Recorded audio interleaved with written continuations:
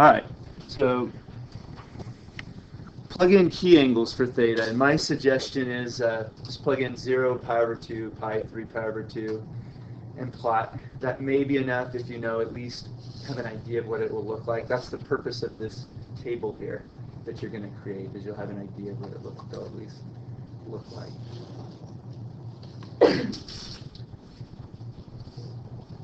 All right, so we've got the Archimedean spiral. It's of the form r equals a times theta. So some number a times theta will create a spiral. If a is greater than 0, it'll spiral out in this direction, so spiraling out here. If a is less than 0, it's going to spiral out in this direction. So I have a counterclockwise direction and then a clockwise direction. If a is greater than 0,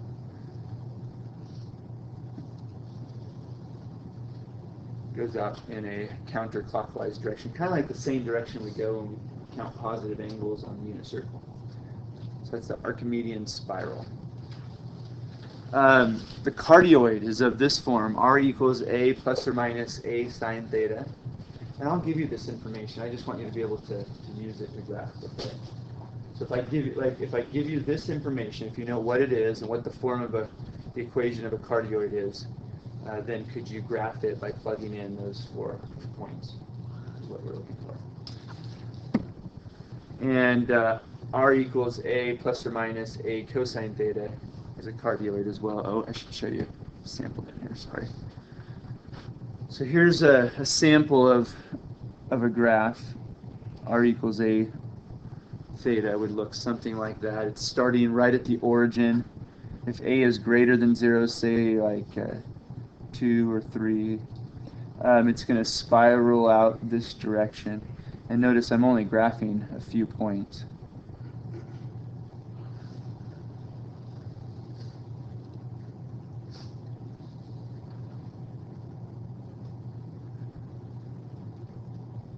So this would be something of the form r equals, this looks like it could be, well, if you have just r equals theta, where a is 1, at pi over 2, the radius would also equal pi over 2, which would be about right here, about 1.5. Pi over 2 is about 1.5. So this would be a graph of just r equals theta. The cardioid, you can see why they call it a cardioid, hopefully. But if I start by plugging in 0 here, it's going to give me a value somewhere along the x-axis. And then when I plug in pi over 2, it will give me a value somewhere along the y-axis. If I plug in pi, it'll be somewhere along the negative x-axis, unless I have a value, a coefficient that's going to the negative that could flip it the other way. And then I have 3 pi over 2 here, so it'll be something along the negative y-axis. But all I have are 1, 2, 3, 4 points. And you can only get away with doing that if you know that it looks like a heart, cardioid. And then you could probably plot it with 4 points. And let's write down the actual equation. Going back here, we have this one is r equals just 1 theta, or just r equals theta is what we had said.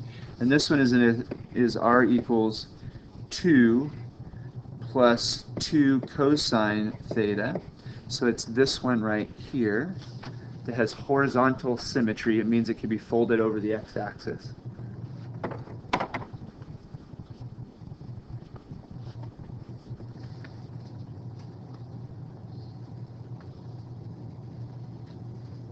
And then the last one, the limicon. It sounds like something we ought to be talking about in March.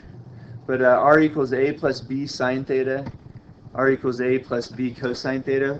The difference between this and the cardioid is we have the plus signs instead of the plus or minus. And then we have a and b are different values here and here. And that gives, it's kind of like gives the heart a little loop. So that's what the limicon looks like. And this particular limicon is r equals 1 plus 3 sine theta. So you'll see in this case a is 1, b is 3. We have sine of theta has vertical symmetry, so you could fold it over the y-axis. A little loop there. And once again, unless you knew that this equation fit the limicon form, you wouldn't even know this loop was here, right? I mean, you would probably just draw a horizontal line down here through these 3 points. But if we at least know that it has a loop somewhere there, we could get it. The way to kind of figure out what the loop might look like would be to try graphing some points like pi over 6, pi over 4, pi over 8, and you would see it start to come back up and loop around, okay? And of course we have our graphing calculator. You can check all these with the graphing calculator. What I'd like you to do, here's what I'd like you to approach these is, and I'll do it the same way. With this information and plotting these 4 points, let's see if we can graph the following. And then we'll check with our calculator, okay? So the first one is r equals 2 minus 2 cosine theta. So looking at the chart, can you tell me which of the graphs this is going to be targeted? Okay. And we know that because these two are the same number. We have a minus sign in between. So we'll go ahead and make our table. It's r versus theta here, theta versus r. Theta is kind of like my x, and r is like my y. And I'm going to plug in the points 0, pi over 2, pi, and 3 pi over 2. And then pi.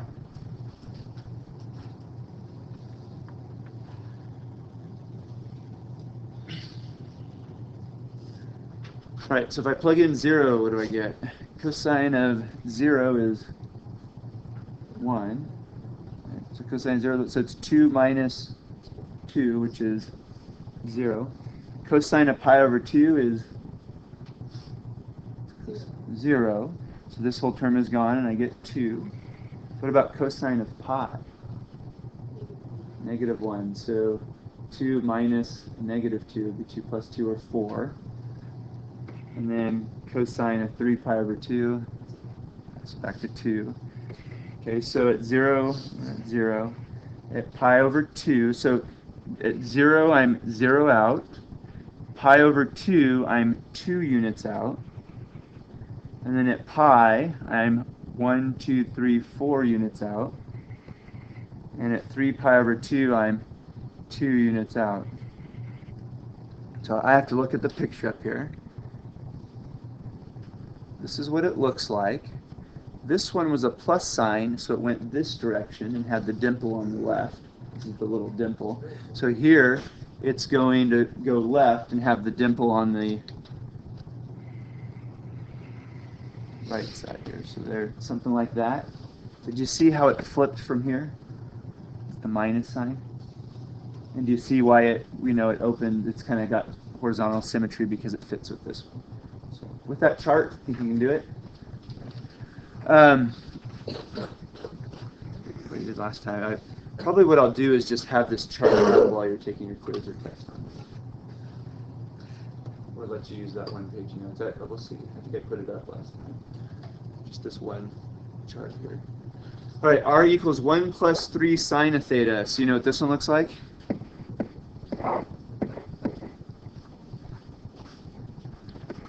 Zero pi over 2, pi, 3 pi over 2. This is our limicon. This is our cardioid. So, when I plug in 0 here, sine of 0.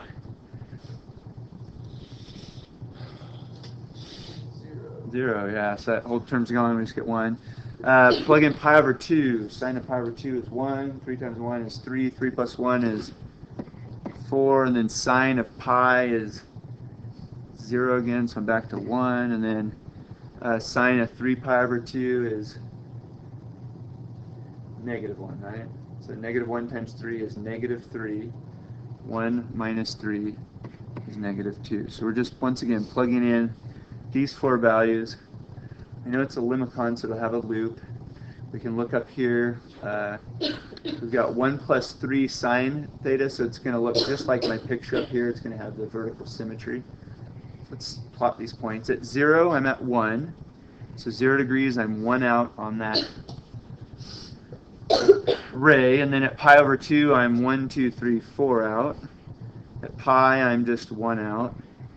3 pi over 2, I'm negative 2 out. So 3 pi over 2 would take me this way. What does the negative 2 do? Shoots me back up, yeah, right here. So, looks like this. It's going to have a loop in it, kind of like that guy. Goes like... Oh, this one doesn't have a... Go through the center.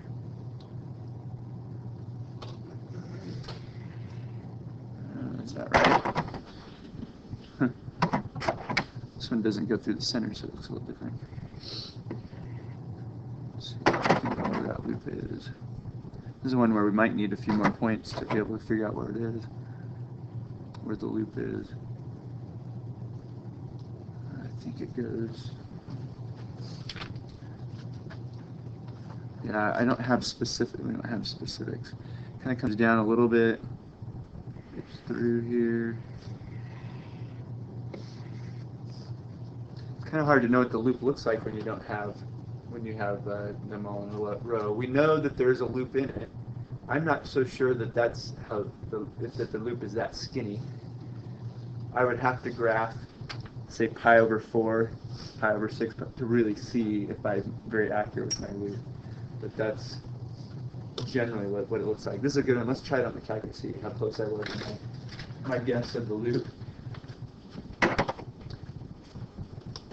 On the calculator, we're going to graph 1 plus 3 sine theta. So I guess I have it up here. I must have graphed it probably on the graph. Let's just check. So 1 plus 3 sine theta. So do 1. Make sure you're in polar mode. So you go to mode and highlight polar here. You can see the little hand highlighting polar instead of function. And then we're going to type in 1 plus 3 sine theta.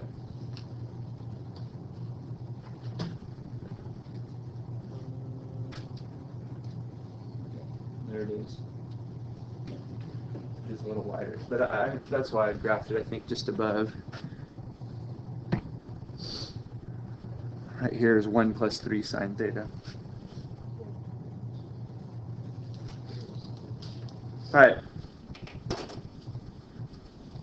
So cardioid, limicon, and then C. We have r equals negative theta, so that fits in with the spiral here. But this time, instead of this guy right here, which is going counterclockwise, we have this guy going clockwise. A is less than 0. A is negative 1.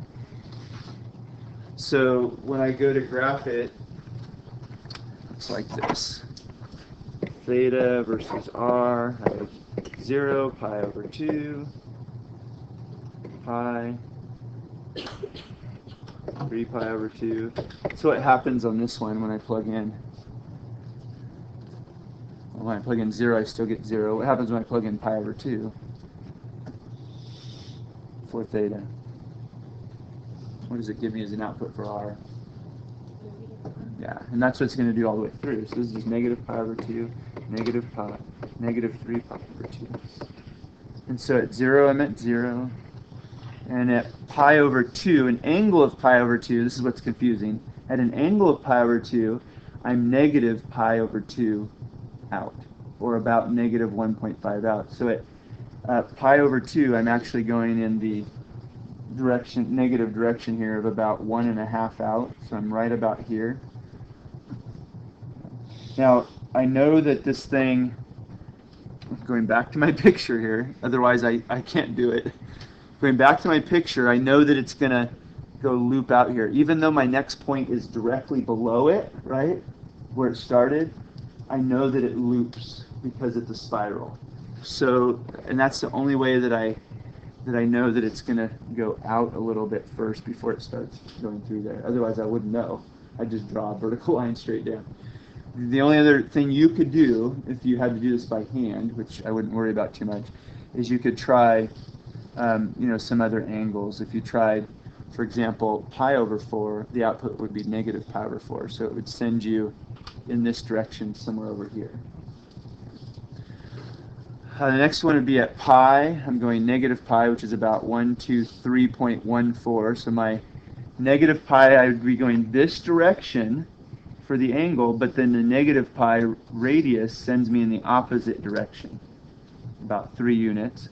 And then I have, keep going here, and then I have 3 pi over 2 sends me, let's see, negative 3 pi over 2 would be about 9 divided by 2, about 4.5 units out. So 1, 2, 3, 4.5, about right here. And then I keep on going. So there it is. My Archimedean spiral. And then this one, I have a mixture. These numbers are different values. So this is another limicon. And this is the limicon that, go all the way up here, has horizontal symmetry. So that's good to know. So I have theta, and I have r, 0, pi over 2, pi, 3 pi over 2. Why don't you go ahead and see if you can graph that. Try that one again.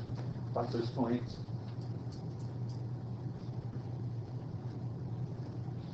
We'll check it with the calculator.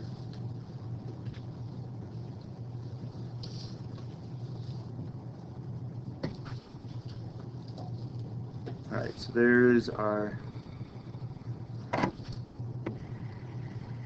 zero loop limicon there.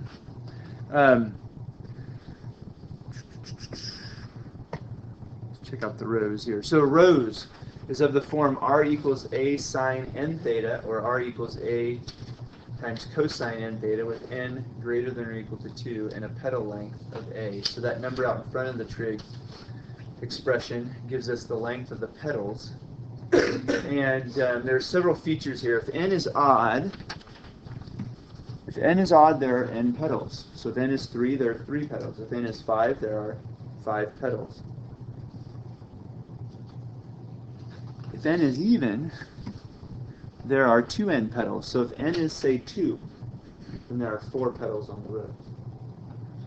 If n is 4, there will be 8 petals on the rose. Okay. So if n is even, it doubles the number of petals. And for a cosine rose, the first petal is split by the positive x-axis. So on a cosine rose, the first petal is split by the positive x-axis. And so we divide 2 pi by the number of petals to find each increment. Divide 2 pi by the number of petals. So if there are, say, we'll look at examples here, but if there are 4 petals, and we go 2 pi divided by 4, and so pi over 2 would be your increment. If you think of it this way, if the petal is starting at the positive x-axis, then all you want to do is split up you take the number of petals, you just want to split it evenly so you end up all the way back where you started when you come around. So if you have 4 petals, you're going to have to go by 90 degrees each time to come back and land with your last petal corresponding to the first petal. So, and if there are 6 petals, then you got to split up that 2 pi 6 ways to get back around. So that one's not hard. The sine rose is a little more difficult here. The sine rose, you set n theta equal to pi over 2. The sine rose does not start right on the positive x-axis. But you set n theta equal to pi over 2, and you solve that equation for theta. And that will be the tip of the first petal.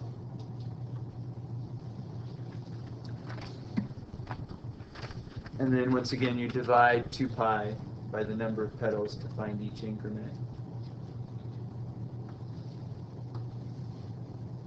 And they're very symmetric, so they're going to go around by the same degree measure all the way around and then come back to where they started.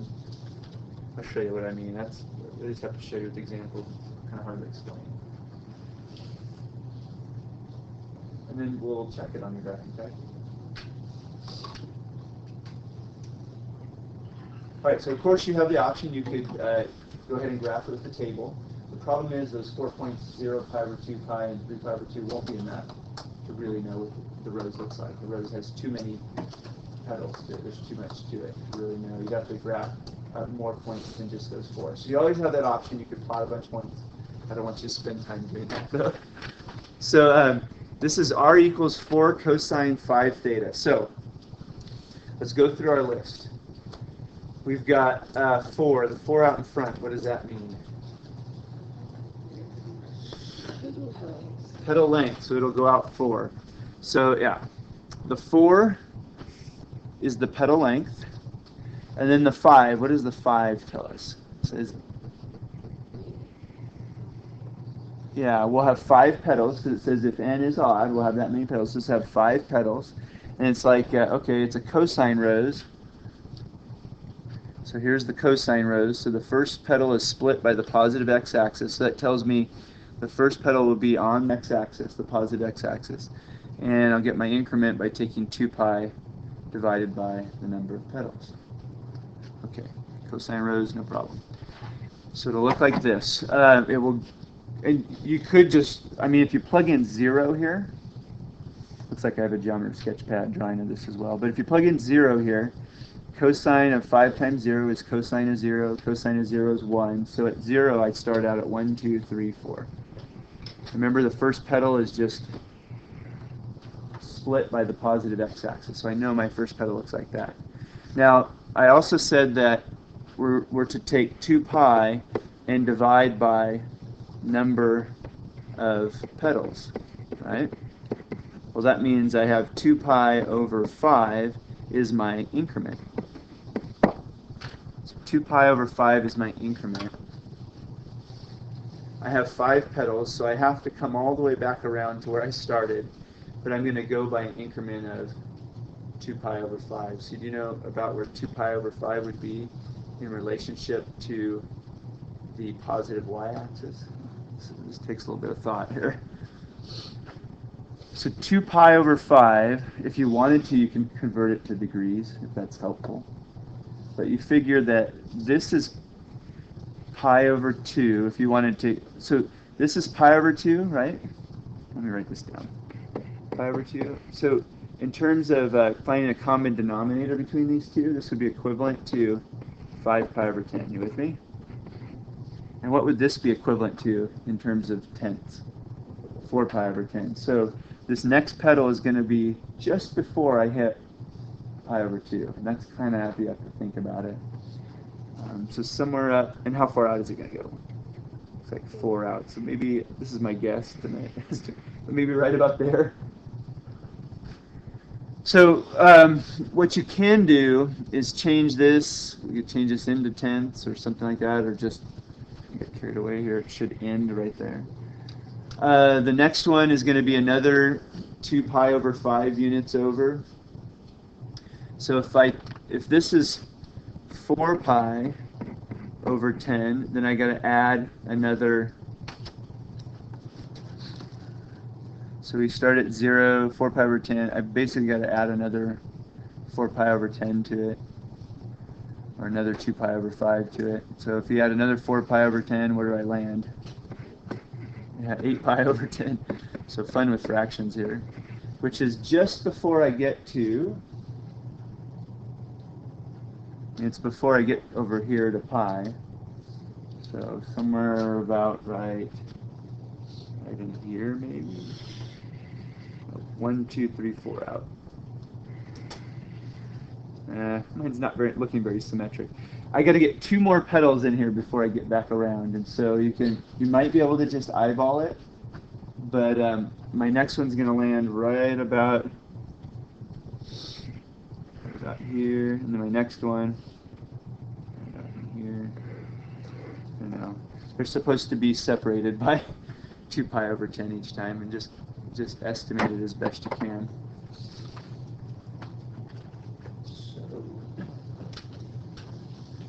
Finish drawing that, and let's try it on the calculator. See how close I was on the pedals. But you can see this second pedal is then just before pi over 2. I have 1 pedal over here, another one over here, another one over here.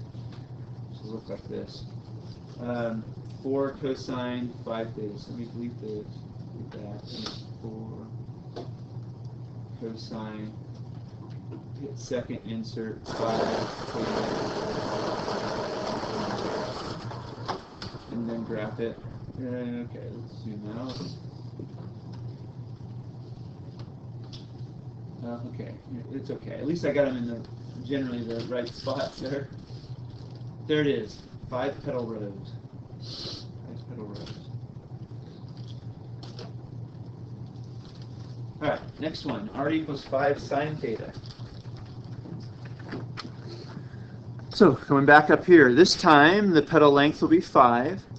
This is, it says n is odd. N is odd again, so there will be 3 petals. The difference is this is a sine rose, so we are going to do what it says here. Set n theta. Well, n theta is this guy, so 3 theta. Set 3 theta equal to pi over 2 and solve for theta. I can do that. So divide each side by 3, I get theta equals pi over 6. And so it says this is the tip of the first petal. The tip of the first petal is at pi over 6. Okay? And so if I plug pi over 6 in right here, I get r equals 5 sine 3 times pi over 6. And so r equals sine of 3 pi over 6 is the same as sine of pi over 2. Sine of pi over 2 is 1. So r equals 5. So that makes sense. At pi over 6, I'm out 5 units. So I barely see it on here. 2, 3, 4, 5. I think pi over 6, I believe, is right. I have a ray right here for it. So my first petal goes out here. And then after that, I've got to get 2 more petals in before I get back to that petal. Some of you could probably eyeball it and get it right. But where is my next petal? What angle is the very tip of it going to be at? Just take 2 pi, and we divide by the number of petals, which is 3. And so that means that's my increment. 2 pi over 3 is my increment. So I've got to take pi over 6, and I have to add 2 pi over 3 to it. So can you add 2 pi over 3 to pi over 6? I think we can do that, right? Pi over 6 plus 4 pi over 6. 2 pi over 6. 2 pi over 3 is 4 pi over 6 equals 5 pi over 6. So I have my next one right here. And then if I add another 2 pi over 3 to that, so this is 5 pi over 6, add another 4 pi over 6, and I'm at 9 pi over 6. Oh, 9 pi over 6, I recognize that. 9 pi over 6 is exactly the same as 3 pi over 2. And then if you wanted to, you could check it. Add another 2 pi over 3 to 9 pi over 6, and it'll bring you back to where you started. So there's that one. And check it with your calculator. This next one's a fun one here.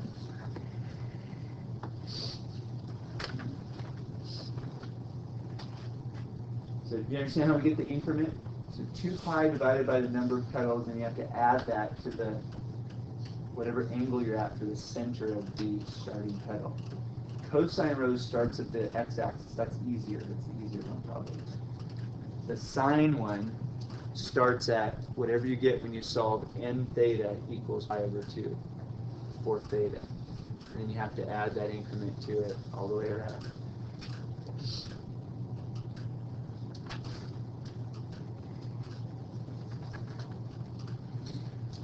All right, the final one. If I threw in, you see what the difference is on the final one? It's a sine rose again. I thought we'd do one more of those. But how many petals will it have on number?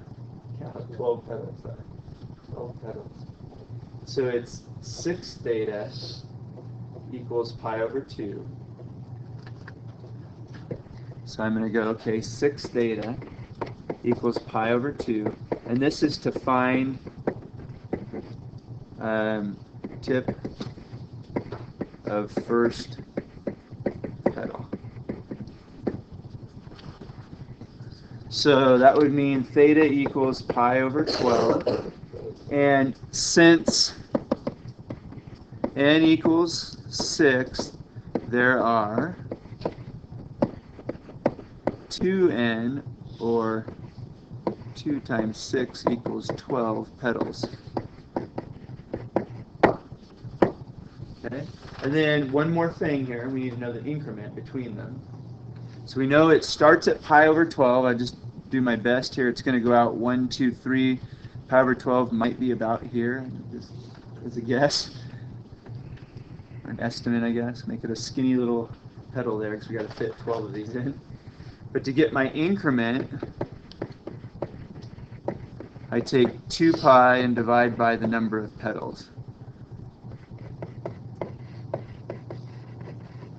Or 2 pi over 12, which is pi over 6. Oh, that's not too bad. So every pi over 6. So that would mean my next one is at pi over, it's past it, increment of pi over 6. So I got to go pi over 12 and add pi over 6 to it. So the next one's actually going to be past pi over 6. Let's just start adding here. So if I have pi over 12 plus pi over 6 is equal to what? 3 pi over 12, which is pi over 4, that's right. So I'm at pi over 4, I can do that. And actually be pretty accurate. So there's the next one. What's the next one going to be? If I add another pi over 6 to 3 pi over 12, or 2 pi over 12 to 3 pi over 12 would put me at 3 pi over 12 plus pi over 6 is going to equal 5 pi over 6. 5 pi over 6, right? 5 pi over 12, let's see, 2 pi over 12, so 5 pi over 12. 5 pi over 12, where's that going to be in relationship to pi over 2? Right about here, maybe. So, that makes sense. I got 3 pedals in the first quadrant, right? How many pedals are going to be in each quadrant? 3. So, maybe we can go from here and get the rest of them. I'm going to have one maybe right about here, one here, and one about here. And then the next 3 pedals, I'm going to have one that's between the x-axis and pi over 6, another one that's at pi over 4, and another one that's just before I get to the straight down. And then once again, another one that's halfway in between here and here, another one at pi over 4, another one just before I get back again. It gets worse. But that's my rows with 12 pedals.